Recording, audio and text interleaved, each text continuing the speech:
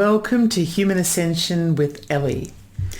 Someone recently said to me that they have no idea how I fit so much information into a single episode of this show.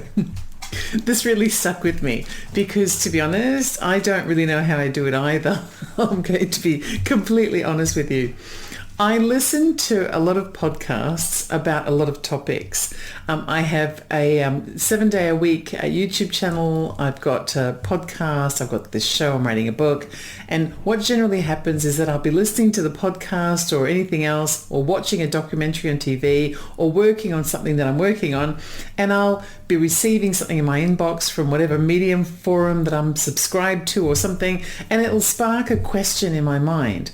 So I'll go looking down that rabbit hole for more information, and the next thing you know, I'm in this very deep rabbit hole and I have no idea how I got there. All I know is that I want to know more, and so I keep digging, and then something, it just sort of happens and it turns into one of these episodes. It's a bit fly by the seat of your pants method of media.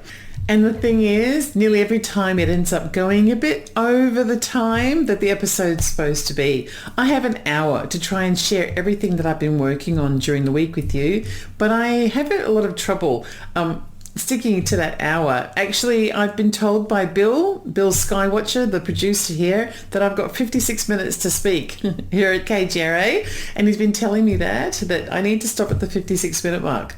But with the intro and the outro and any ads or anything, and then change over into the other show, I think I might be running over. It always seems to turn out that I can't seem to stop telling you everything that I need to tell you in order for me to feel as though I've completed the episode. So I run over to 61 minutes or 65 minutes, and I think the other day I may have sent Bill an episode that was around 72 minutes long. I have no idea what he did about that, but I do apologize to anyone in the chain of programming at KGRA who I may have stolen time from. I don't do it on purpose, it's just that I don't seem to know when to shut up. But anyway, the reason why is because every time I look at a subject, regardless of what it is, there are just so many questions that still seem to be unanswered. And then I go looking where the questions were and I find answers, but those answers end up leading me to even more questions. The spider's web of stuff out there is incredible, and you plonk me in the middle of it and it's just endless. Some people are totally satisfied with being an expert in one thing. They're fully versed from A to Z on the subject, can tell you anything that you want to know about it, but that's about it. I'm a person who needs to know everything about everything. Everything. And for as long as there is still something left unknown, I can't help myself. I just continue to go looking for it. Hence this show. It could take us anywhere. And I also spend each week thinking about how so many of these things on this show seem unrelated at first. But then when you really begin to dig into the topic, you start to see how each episode actually seems to have a connection to each other episode. Have you noticed that? So here's an actual example of that. My very first episode here at KGRA was about the ancient Greek philosopher Plato and how he found out about the lost civilization of Atlantis from his friend Socrates, who also had a friend who was given historical information or historical writings about it from Egyptian priests.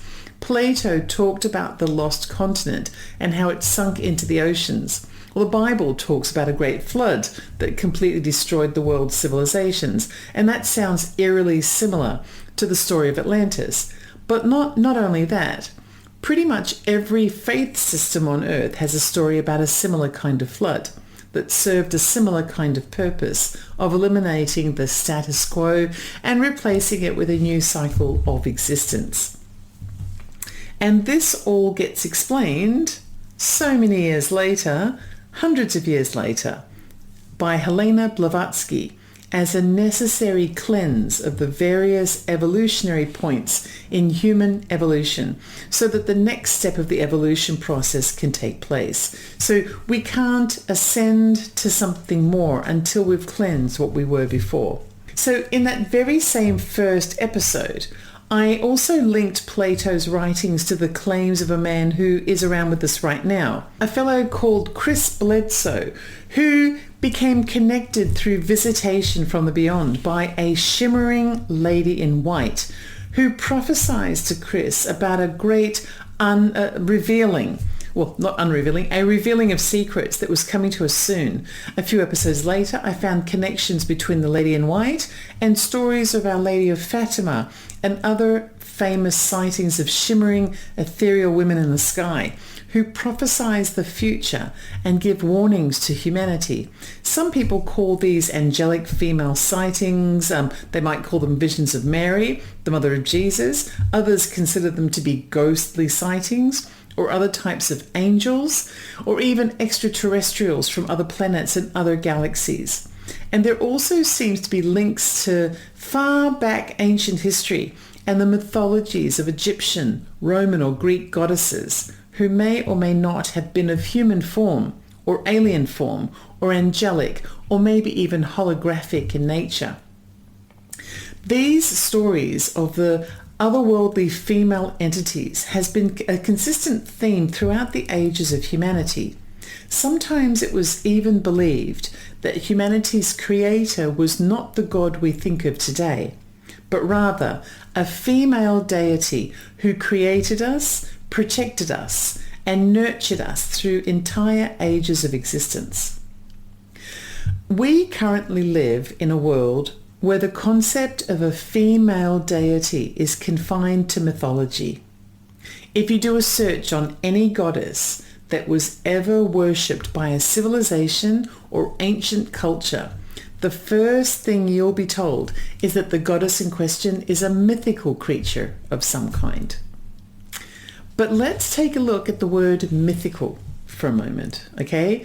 Because I happen to think that knowing what we're being told by official sources is the key to knowing what surrounds us and what shapes our way of thinking. When something is called mythical, it means that it forms part of a story that's unproven. Generally, the reason why it's unproven is because it's a story that's been told through word of mouth, like in a folk tale or a traditional story or legend. In fact, mythical generally means that it relates to a story about something supernatural, perhaps. And in order to be mythical, it also has to be, kind of exaggerated in some way. It might be idealized so that the story being told includes a romantic, unrealistic version of something, making it look far more important or significant than it really was at the time, making it look grander than it really was at the time, or giving it a nostalgic feel where the facts were probably nothing like the stories seemed to indicate. And also, in order to be mythical, it probably also had to be fiction, not actually real, something imaginary, even if it's later written down and even if millions of people believe it to be true. And that's the first description you see of every single goddess or female deity if you ever do a search on one. It will be that her existence and the powers that she had form part of something mythical, just a myth, not real, and probably not even close to real, just something fictitious or imaginary, even if it relates to ancient writings about that goddess. And many of the ancient writings about the goddesses are not even considered to be real in a religious sense, not like the Bible is. So today we live in the world of the Bible. And when I say that, I also mean the Quran and the Torah as well, because despite the fact that Christians and Muslims and Jews always want to divide themselves off as being different to one another, they really have all come from the same ancient teachings. The only difference is that for whatever reason, they splintered off into their own directions in order to serve a purpose of some kind. Generally, that purpose would have been quite ungodly. It would have been because it served a purpose for, a section of the human race, a group of people, maybe a group of elite people.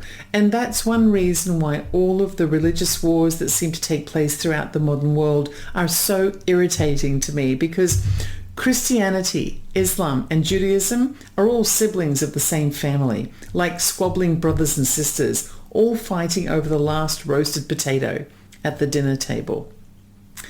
However, I'm kind of digressing, because what I mean to say in this moment is that we are currently living in the world of the Bible.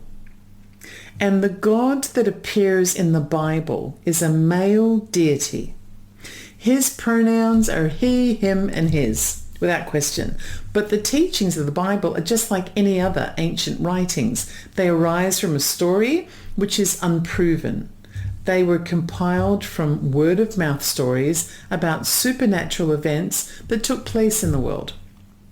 The contents of the Bible are at times quite grand and romantic in their claims. Like, as I mentioned earlier, the Great Flood is one of those stories. And the Great Flood's about a flood that covered the entire earth, killing every person, plant, and animal, except a few of the chosen, who then went on to repopulate the earth, the whole earth, all by themselves. So why isn't the Bible considered to be fiction or a figment of someone's imagination?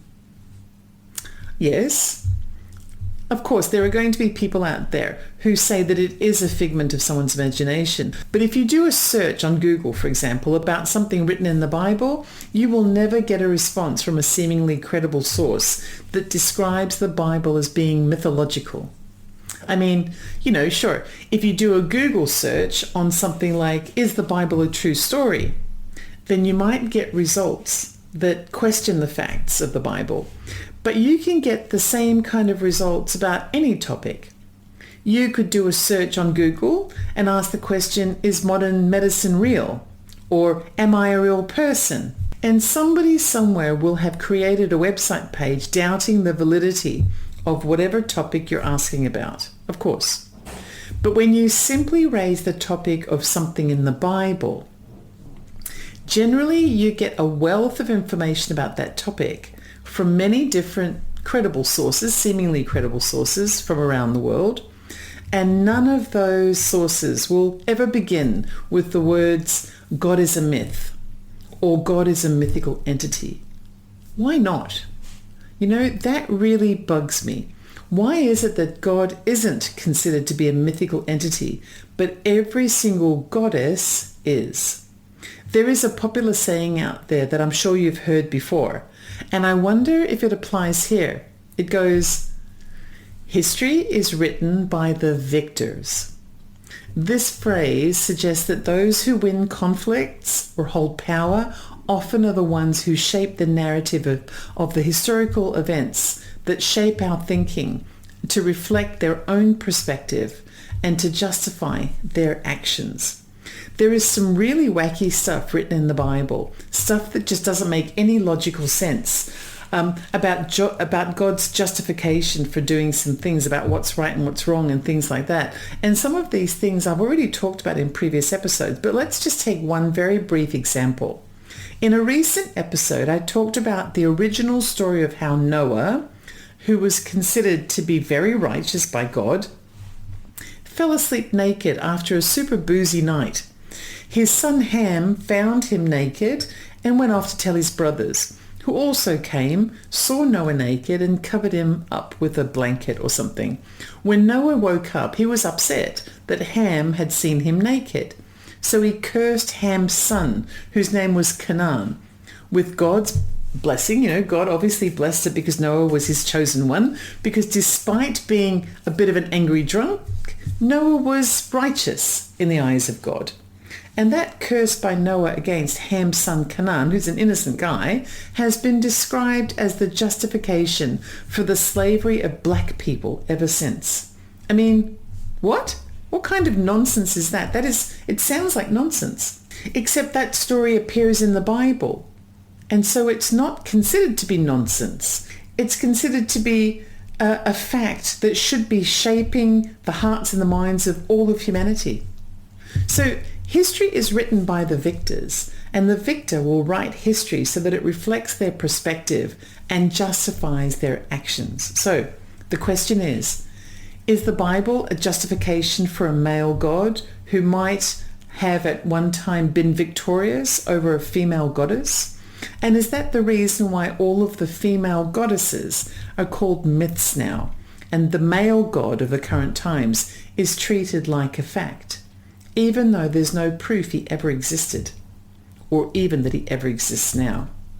But not only that, have you ever noticed how the angels, and in particular Lucifer, are treated as being genderless in Christian theology? Now, I know I have Bible readers listening to this show, and some of you will probably already be aware of the one and only time that Lucifer is referred to by name in the Bible. The verse appears in the book of Isaiah, chapter 14, verse 12. The English translation in the King James Version of the Bible reads as follows, and I'm quoting, "How you are fallen from heaven, O Lucifer, son of the morning.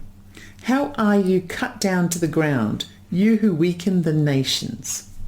Now, this verse very clearly refers to Lucifer as being the son of the morning.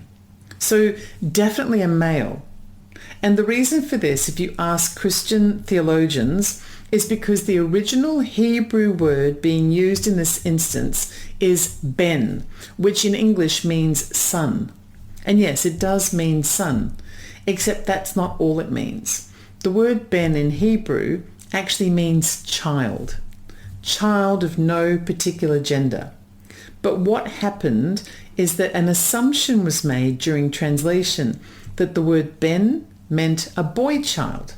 So suddenly Lucifer became a male angel. But that is the only time in the entire Bible that Lucifer is referred to as a male. And it's a dodgy translation. The Bible actually has a lot of dodgy translations. For those who are a little bit geeky about things, this is how I discovered the translation might be flawed. I did a search for the Hebrew to English translation, and I wanted a word for word of the entire passage in Isaiah. The results were that the Hebrew word ben meant son. So then I searched for other definitions of the Hebrew word ben, and that's when it was clarified that ben actually means child of either gender, unlike what's written in the King James Version of the Bible. There is also, by the way, no O before the word Lucifer in the original Hebrew text. So it doesn't actually say, "Oh, Lucifer." It just says Lucifer. So the correct translation of the verse in English is as follows, and I'm quoting, "How you are fallen from heaven, Lucifer, child of the morning. How are you cut down to the ground, you who weaken the nations." So this passage, along with the next passage, are described to be about Lucifer, who was God's favorite angel and the most beautiful of all the angels, possessing the ambition to be more divine than God. Lucifer, who is mistranslated to be a male, plans to create a place in heaven which is higher than God's place so that he can reign in God's place. So he's cut down from the heaven and has a fall from grace. Okay, that's the official translation or understanding. However, the passages don't really say this. Firstly, they don't actually originally confirm Lucifer's gender. And then we get to the next passage, which goes as follows, and I'm quoting, "For you have said in your heart, I will ascend into heaven. I will exalt my throne above the stars of God. I will also sit on the mount of the congregation on the farthest sides of the north." Basically, this is described to be Lucifer being really arrogant, or arrogant enough to think that he or she can sit above God. But the literal translation in Hebrew, or of Hebrew, doesn't actually say that. The literal translation hinges on one word, which is min ma'al, which has been translated to mean above, except it could also be translated to mean from above. The same goes for the word stars, which is a Hebrew word I don't have the courage to try and pronounce here. So I'm just saying the English. In English, it means stars. But the literal translation is actually to the stars, which is just a small tweak. But it makes a big difference to the meaning of the passage. And also, the Hebrew word that was translated to mean throne, well, it actually just means chair or seat. So if you use the from above translation and the to the stars translation and the chair translation instead of the ones that appear in the King James Bible, the entire passage comes and goes without any arrogance evidenced at all. So let's hear that passage again in English with these alternative translations. Here we go. So I'm quoting. For you have said in your heart, I will ascend into heaven. I will exalt my chair from above to the stars of God. I will also sit on the mount of the congregation on the farthest sides of the north. The clue is the word also. I will also sit on the mount of the congregation. The also part means that it is connected to the earlier statement. What Lucifer is actually desiring in this passage is to be in partnership with God, to be included in the same things that God is included in. Like equal treatment that might be expected between a sister and a brother. The only thing these two passages actually say when they are translated without bias against Lucifer, who, as we now know, is only named once in the Bible, so we have no idea how to perceive him or her other than these passages, right? The only thing these two passages actually say in English is that Lucifer, who could have been a female, had a desire to sit next to God. But God found that to be offensive, so he cast Lucifer from heaven. Now, what if Lucifer was God's female equivalent? Let's ask the ladies who are listening today, okay? Let's just say that you walked into a meeting at work, or you walked into a bar, or a sports event, or a court case, or even a family dinner at home, okay? And whoever was your male counterpart, maybe it's your partner, or your brother, or whoever, the neighbor, whatever, they had sat down in this place, wherever it happens to be. There was a chance for you to sit next to them. And so you voice your interest in sitting next to them. And in response to your desire, they forbid it. What if they said to you, how dare you try and sit next to me? Who do you think you are? You sit on the floor or I'll throw you out into the street. Suddenly it sounds really different, doesn't it? It doesn't sound like Lucifer was being arrogant. It sounds like God was being arrogant. And that's the thing about the Bible. When you find weird little translation anomalies, like I've done today, and believe me, they're really easy to find. You can find them all over the place. Just, there's one, non-stop. There are millions of them. When you find these little anomalies and you put them together with some of the weird and wacky things that still appear in the Bible, God starts to sound like a petty, vindictive guy with a fragile ego who everyone has been tippy-toeing around to avoid getting angry. And the theologians and translators of the original Hebrew, Aramaic, or ancient Greek texts that make up the Bible have been overly kind in their translations to also avoid stepping on anyone's toes. The Adam and Eve story, for example, that appears in Genesis, also begins to introduce the concept of there being a kind of intimate relationship between Satan and women. It's just very strange. Genesis 3 is actually a pivotal chapter in the Bible that describes the fall of man through the act of disobedience of Adam and Eve, and in particular, the disobedience of Eve. The story begins with Adam and Eve being allowed to live in the Garden of Eden, which of course was filled with a heavenly abundance of anything they might desire. But Adam was told not to eat from the tree of knowledge. That's the knowledge of good and evil.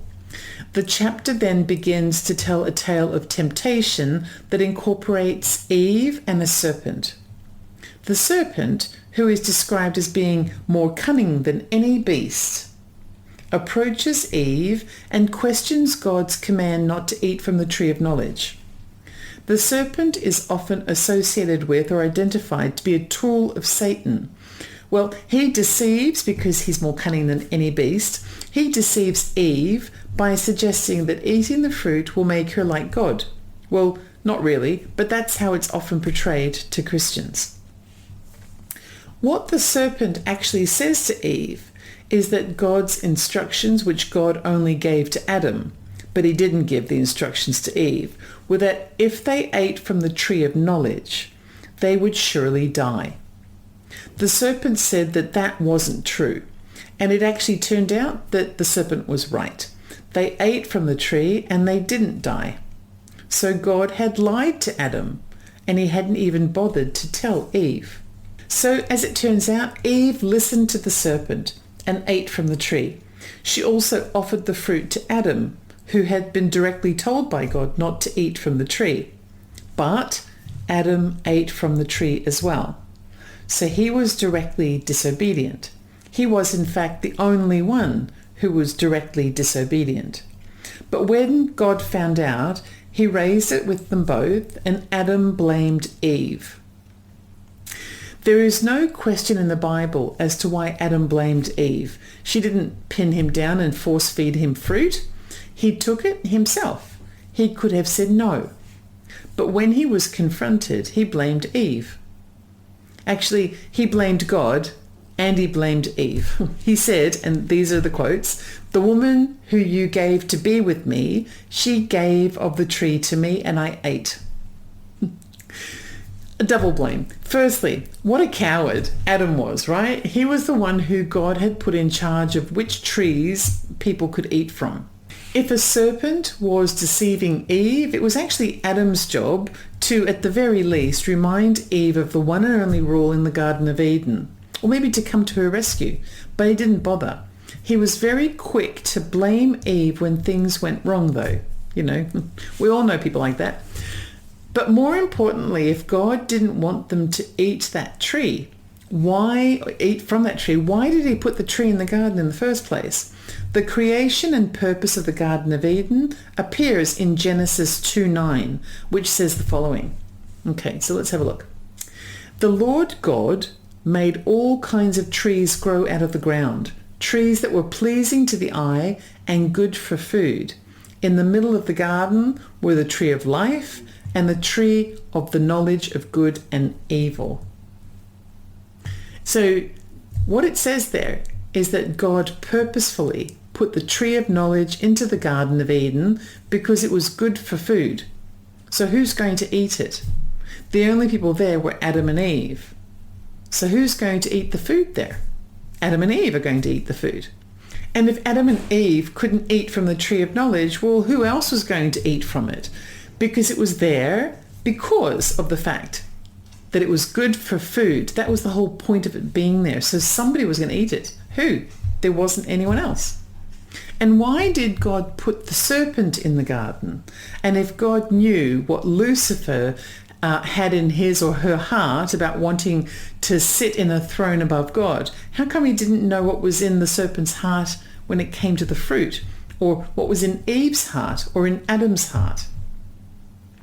It just sounds like Eve kind of got set up. She got set up by God's wingman, the serpent, and then was thrown under the bus by Adam. Poor thing. But why? Why was she set up? The reason why I ask this is because of how this Garden of Eden, Adam and Eve story has influenced everything related to men and women since the beginning of time.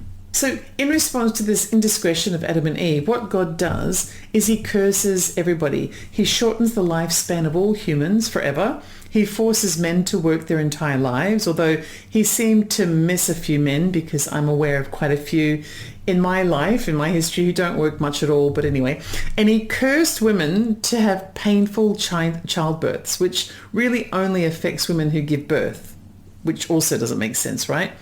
He also cursed all women to have a desire for a man and to be ruled over by their men. God also cursed the serpent, but he basically cursed the serpent to be a serpent forever, which doesn't really say very much at all, given that apparently the serpent started everything.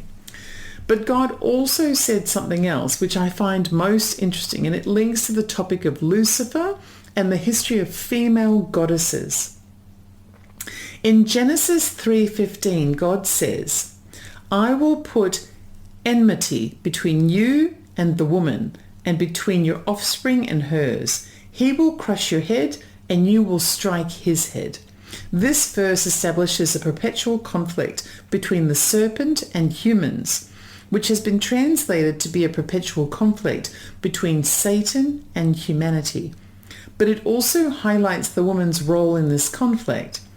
The woman is the one that the serpent approached that day in the Garden of Eden. The way that this has been translated into the religions that we have here today is that Satan used Eve as a tool to undermine God's authority and his hierarchical order.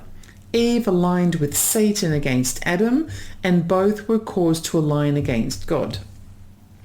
So God created the tree and the serpent and Adam and Eve, and he didn't tell Eve directly what they couldn't eat from, which tree they couldn't eat from, even though the tree was put in the garden because it was good for food.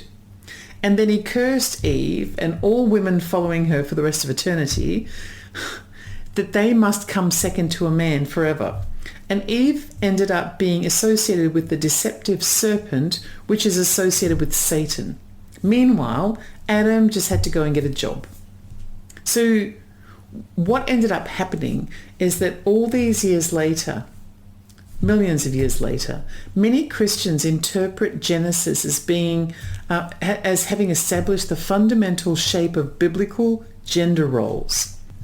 The term complementarianism is used to describe it, which means that men and women are equal in dignity and value, but they have distinctly different complementary roles in life. The role of the man is to provide for the family, and the role of the woman is to nurture at home. But as we can see from the many books of the Bible, that's not all. Men were also developed in the Bible to be superior to women, the rulers of women, trading women as though they were commodities, and the women were largely nameless entities whose purpose was to please a man and be obedient to a man and to serve a man. A bit like Lucifer was expected to come second to God. And that causes me to wonder still, what if Lucifer was actually just the female counterpart to God? I'm not saying it's true, but what if? Like the feminine divine is the female counterpart to the masculine divine, representing one side of the spectrum that all of humanity has inside us. If Lucifer was suppressed, does this represent the suppression of women that we've seen in the Bible? And is there a goddess out there who might be the entity that is portrayed by Lucifer in the Bible? It just seems that throughout history, women have been portrayed, thanks to the Bible, as being Satan's accomplice. That can't be good. It's definitely not good for our reputations, that I can tell you. There is actually a reinterpretation of Satan, also sometimes referred to as Lucifer, in which Satan is a symbol of liberation and empowerment for women. Yes, there is. The reinterpretation is called satanic feminism, and it actually tackles the topics of Lucifer and Eve in very different ways that religions have. So satanic feminism first emerged in the 19th century as a counter-narrative to the traditional Christian view that often demonized women and associated them with sin and temptation. Firstly, in satanic feminism, Lucifer is described to be a figure who liberates women from the oppressive structures of patriarchy. This interpretation positions Lucifer as an ally in the struggle against tyrannical patriarchy that is otherwise supported by God as the Father and by priests, which are largely male, of course, and described to be God's representatives on earth. Lucifer's rebellion against God is seen as a metaphor for women's resistance against patriarchal oppression. By aligning with Lucifer, women symbolically reject the constraints imposed by a male-dominated society. Eve appears as a heroic figure in satanic feminism. In the Garden of Eden story, Eve is seen to be the one who defies divine authority to seek knowledge and autonomy. This provides a different spin on what's generally considered to be Eve's role as the source of original sin, and instead celebrates her as having acted in a rebellious, positive way. I'm not actually surprised that there has been pushback on the official Adam and Eve story. It just seems so peculiar that the omnipresent, all-knowing, ultimate power that God is described to be, with all of the things he subjected humanity to in the Bible. I mean, like, for example, that great flood. Well, if that's the case, then how is it that somehow a young woman born from innocence, without any awareness of her own nakedness even, how was it that she was compared to the Almighty in such a way that she was forever blamed for the downfall of humanity, to such a degree that all women that followed her forever were cursed? I mean, really, give me a break, you know. The story of Adam and Eve doesn't take very long to read, but its impact on the perception of women has been so far-reaching ever since the beginning of time, all the way around the world in every aspect of life, and it's all based on God having put something in place to set Eve up, potentially. I mean, perhaps that's the case. I'm not surprised that something like satanic feminism emerged in the 19th century. According to the zodiac ages for humanity that I've researched so far for this show, it seems that women and female gods were not always cast aside, though. They weren't always considered to be second best to their male counterparts. But in this current age, and certainly since the compilation of the Abrahamic religions, such as the Bible, it has definitely been the case that women have been considered second to man. And the age of Aquarius has always been described as a chance to take back the power of the feminine divine, not to overthrow the masculine. That's not the intention, because we have both of them inside us, but to finally get a seat next to God, just like Lucifer may have wanted and was prevented from attaining, if of course Lucifer was in fact a female angel. So satanic feminism has other figures beside Lucifer and Eve whose appearances in the Bible were reinterpreted, and here are a few that I found. One of them is Lilith. Lilith is another one of those figures. In various Bible interpretations, Lilith is Adam's first wife, who refused to be subservient to him.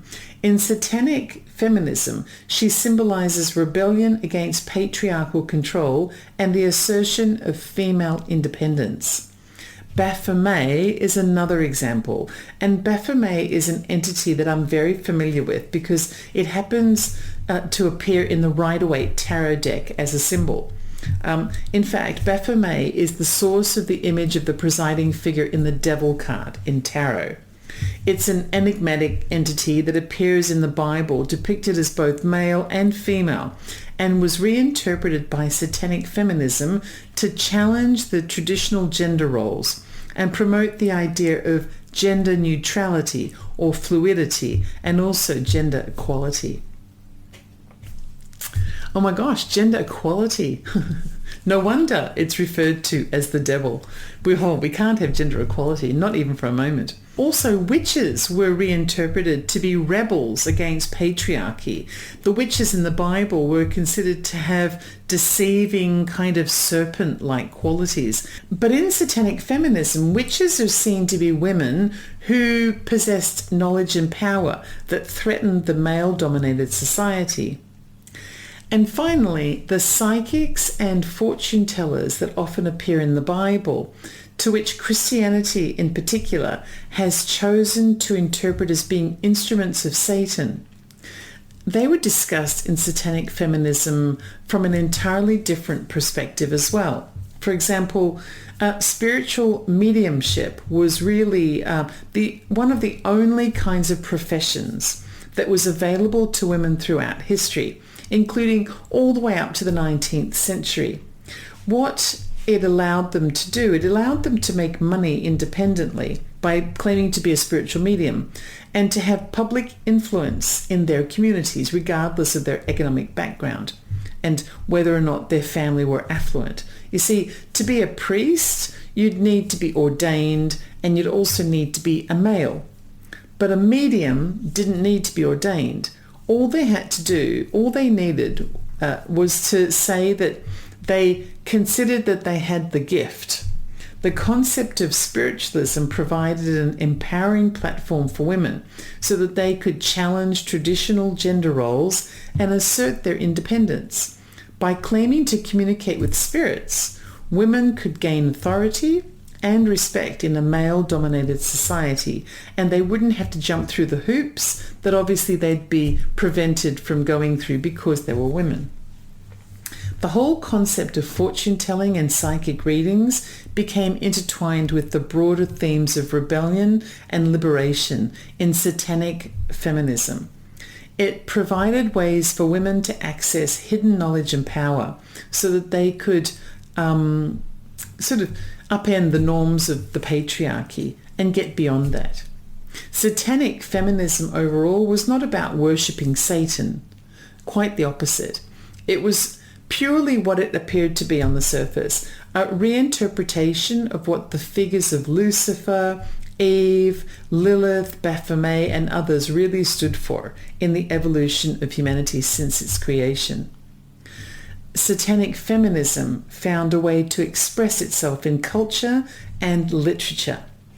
Esoteric works, like for example the writings of figures such as Helena Blavatsky, the co-founder of the Theosophical Society, who I covered a few weeks ago. Well, Helena has frequently been aligned to satanic feminism, and much of the work that she produced included reinterpretations of some of the female or genderless figures that appeared in Abrahamic texts. Another key character that I might actually cover one day in a separate episode who was frequently associated with satanic feminism is Elizabeth Cady Stanton. Elizabeth was a prominent American writer, suffragist, and women's rights activist. She played a crucial role in the women's rights movement in the United States during the mid to late 19th century. Elizabeth was actually one of the main primary organizers of the American Equal Rights Association that was convened at the end of the First World War and was intended as an activism arm to elevate the prospects and protections for African Americans and for women. The satanic feminism movement was focused on its opposition to the patriarchal structures of society and religion.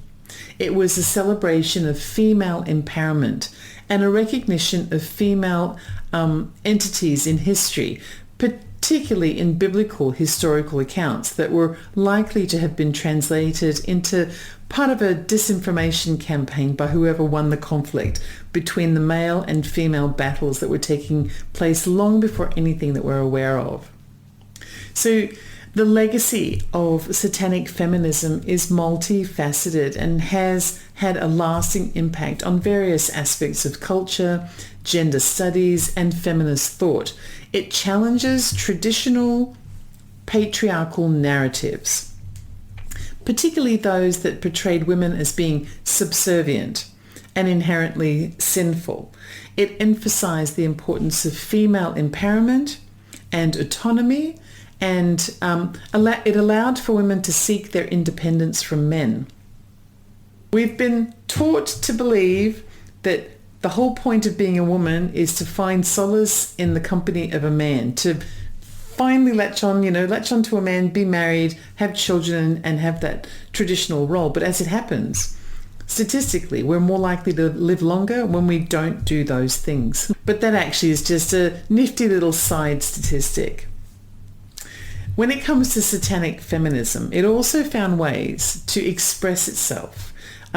so that it could be disseminated widely, and so that other women who encountered the expressions through art and literature could also begin to question whether they were living lives or willingly, or whether they were being suppressed from alternatives that could give them a greater range of roles and sense of identity and sense of life fulfillment as well.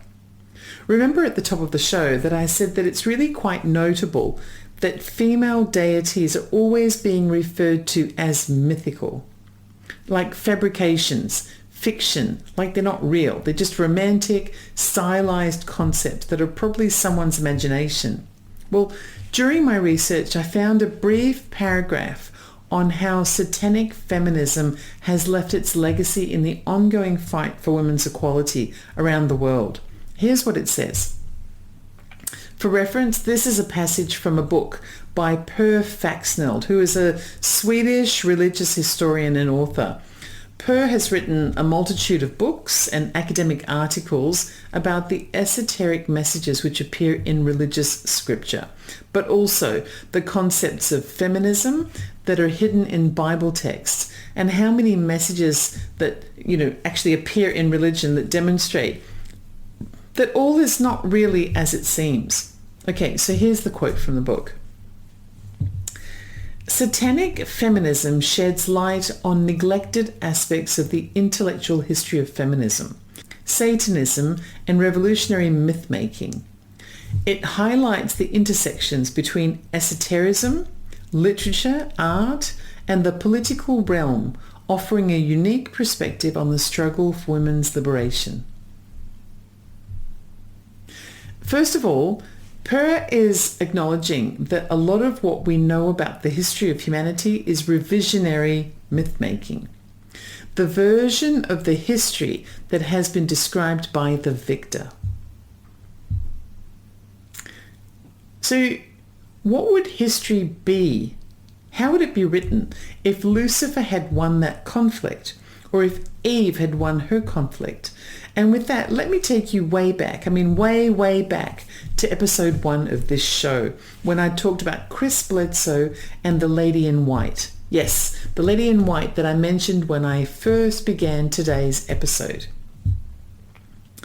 So the Lady in White was a shimmering, beautiful, angelic creature of unearthly beauty who came to Chris Bledsoe twice, so far that I'm aware of.